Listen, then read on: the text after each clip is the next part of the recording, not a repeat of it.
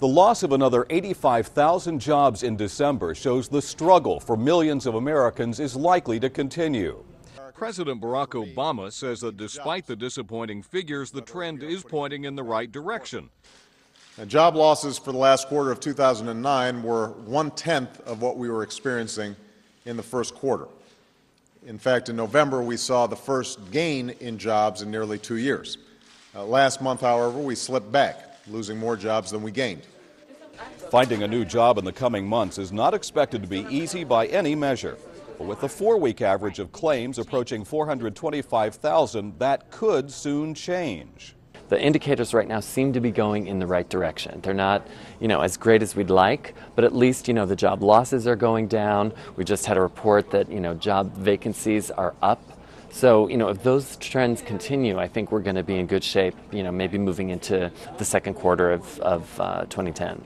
But the road ahead will be crowded. Recent government figures show that nearly 6.3 unemployed workers on average are vying for each opening.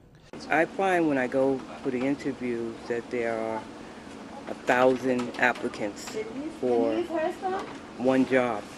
So I'm covering the gambit right now. I'm applying in both different fields: hotel hospitality, meeting and event, and manufacturing production. I need a job.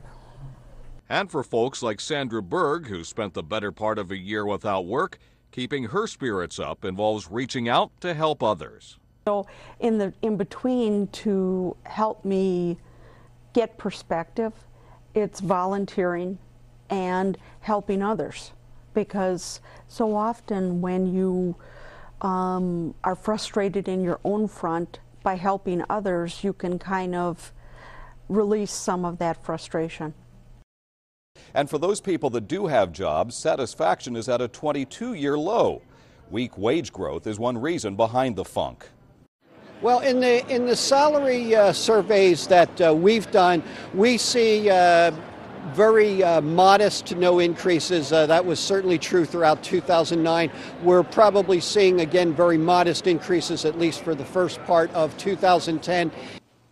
Low or high, many people are looking for any salary. And with that sort of competition, setting yourself apart could have a big effect on your chances of landing a job.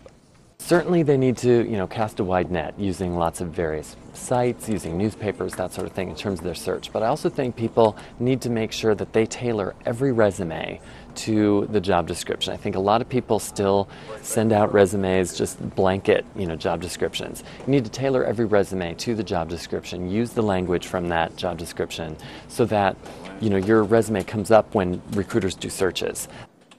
Despite the fact the unemployment rate remained at 10%, it's not expected to drop anytime soon. And finding jobs for the more than 7 million people who lost employment during the recession will take years.